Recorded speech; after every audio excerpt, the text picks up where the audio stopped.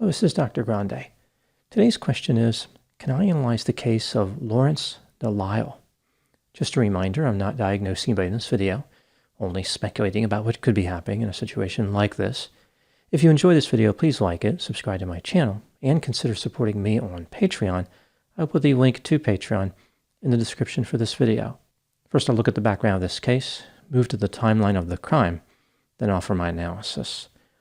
Lawrence John DeLisle was born on September 6, 1960, and grew up in a section of Detroit called Downriver. This is just south of the city and includes a number of neighborhoods. His parents divorced when he was young. Lawrence was raised by his grandparents. He dropped out of high school after the 10th grade. When he was 17 years old, he met a woman named Suzanne. She was 4 years older than him. When Lawrence was 19, the couple married. They went on to have 4 children over the next several years: Brian, Melissa, Catherine, and Emily. They lived in a 2-bedroom townhouse in Taylor, Michigan. Eventually, the family moved just a few miles away to Lincoln Park.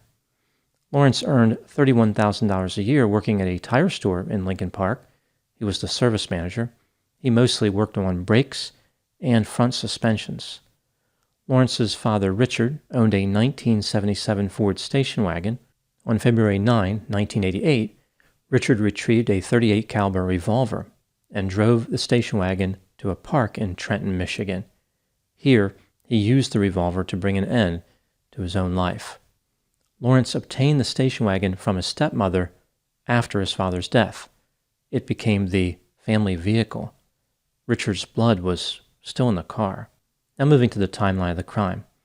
On Thursday, August 3, 1989, Lawrence, his wife, and his 4 children went out in the station wagon during the evening. At this time, the oldest child was 8 years old, and the youngest was an infant. The plan was to shop for beds for the girls. When the family completed this task, they bought ice cream. Lawrence's daughter Melissa asked if the family could go down to the Detroit River to look at boats. Lawrence drove to Eureka Road in Wyandotte. The family had traveled to that same location the night before to achieve the same goal. At about 9 p.m., Lawrence pulled over on Eureka Road, just past Biddle Avenue. The infant was crying, so the family decided to go home. Lawrence drove east down toward the river, turned around, and drove to a drugstore located at the corner of Eureka Road and Biddle Avenue. After leaving the drugstore, Lawrence drove down an alley and turned left toward the river. He would later claim it was too difficult to make a right turn. A right turn would have been the direction he was supposed to go. At this point, the station wagon accelerated east on Eureka Road, reaching a speed of at least 40 miles per hour over the course of 7.5 seconds. After traveling 396 feet, the vehicle smashed through a wooden barrier that separated Eureka Road from the river. The station wagon landed in the water. Lawrence and Suzanne managed to escape from the station wagon through the windshield, which had been blown out. A boat that was passing by pulled Lawrence and Suzanne from the water. Their 4 children did not escape from the station wagon. They were still in the vehicle as it drifted downriver about 90 feet and sank to the bottom, 25 feet down. From 10:10 to 11:10 p.m., divers from the Waynes County Sheriff's Department pulled the 4 children from the station wagon. They were taken to the hospital, where all 4 of them were pronounced dead.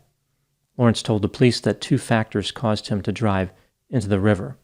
He had a leg cramp, and the accelerator became stuck to the floor. He said that he had taken his shoes off earlier. Perhaps one of them somehow caused the accelerator to become stuck. 7 days after the incident, on August 10, Lawrence was interviewed in Lansing, Michigan by the police and given a so-called lie detector test. He was arrested and transported to the Wyandotte police station, where the interview continued until 1 a.m. the next day, August 11. Here is a summary of what Lawrence said during the interview. Lawrence was concerned about how much debt the family was carrying. His financial obligations were on his mind. Lawrence did not seem happy about his life at home. He said, quote, "I just wanted it to be over," unquote. He then talked about how life was unchanging and a constant repetition, the same thing day after day. He wanted his wife to have dinner on the table every now and then when he came home from work. Lawrence talked about an incident in 1982 where he held a candle near a leaking gas line attached to his clothes dryer. He said he just wanted to be free and blow up everything in his past.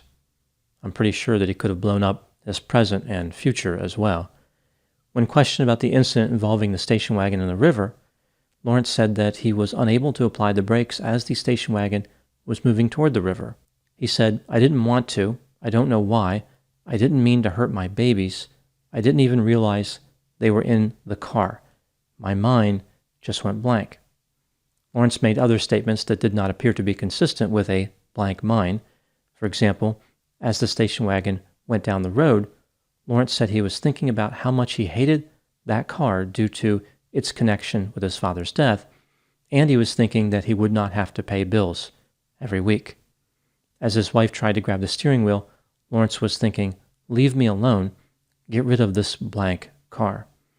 Lawrence told the police that, quote, "thoughts of doing something like this," unquote, were building over the last 6 or 8 weeks. At another point during the interview, Lawrence indicated that he just wanted to scare his wife. His intent was to slam on the brakes and come to a skidding halt in order to get her upset.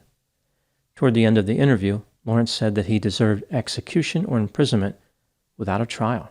Lawrence was charged with 4 counts of first-degree murder in connection with the deaths of his children, and he was charged with the attempted murder of his wife.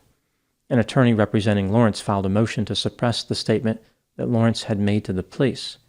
Lawrence did not have sufficient sleep. He felt guilty for the incident, and the police lied to him. They told him that he had a demon inside of him, and he may be suffering from a split personality. Lawrence claimed that on the drive from Lansing to Wyandotte, the police turned the air conditioning up, but did not give him a blanket. It's not clear why the police would have done this.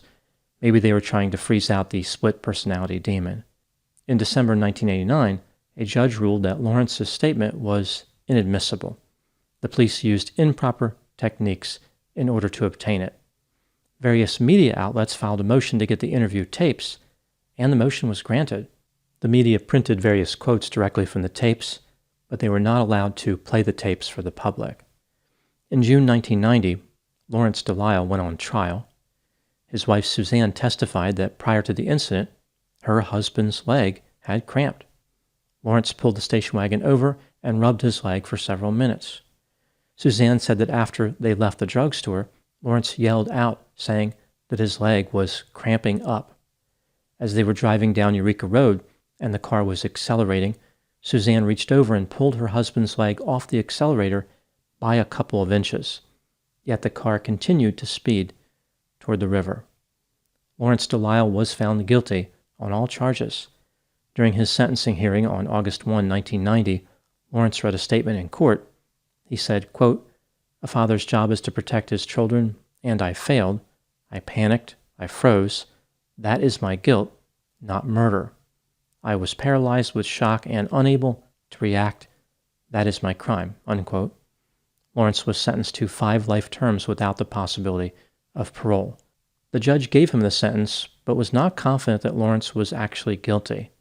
The judge said, quote, "Sentencing in this case has bothered me ever since the jury returned its verdict, only because I don't know that the defendant is guilty of the crimes of which he was found guilty.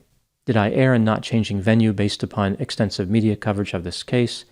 It still enters my mind that the jurors may have been subconsciously influenced by what they already knew about the case from the media reports," unquote. In a statement to the media, the judge said, quote, "I think it's only human to want to know the person is guilty before you give the harshest sentence authorized in the state," unquote. Lawrence appealed to get a new trial, but was unsuccessful. The judges at the Court of Appeals voted 8-7 for his conviction to be upheld. In 1995, Suzanne divorced Lawrence, probably because of the murder part. She later remarried. At the time making this video, Lawrence continues to maintain his innocence. Now moving to my analysis. As far as the statement Lawrence made to the police, the one that was ruled inadmissible, He said some things that made him look guilty, but he also denied killing his children and insisted it was an accident. I think that Lawrence was manipulated by the police. In my opinion, his statement does not equal a confession, but it may indicate someone who is despondent and pessimistic. This is not uncommon among people who are married. Moving to the next question, was Lawrence DeLisle actually guilty of the murders? Let's take a look at the evidence both for and against the idea that Lawrence was guilty, starting with the inculpatory factors. Lawrence was in the driver's seat of his 1977 Ford station wagon when it smashed through a barricade and went into the Detroit River. All 4 of his children drowned in the river.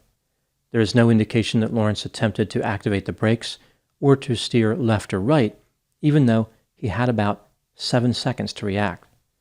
Tests done on the vehicle after it was pulled out of the river and restored to operating condition showed that the brakes would have stopped the vehicle even under full acceleration.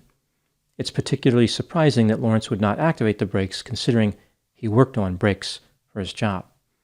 If Lawrence had steered left or right, he would have hit a parked car or a building, but the chances of survival for everyone in the vehicle would have been very high. At the end of Eureka Road, there were 2 posts in the ground. Lawrence managed to drive between them.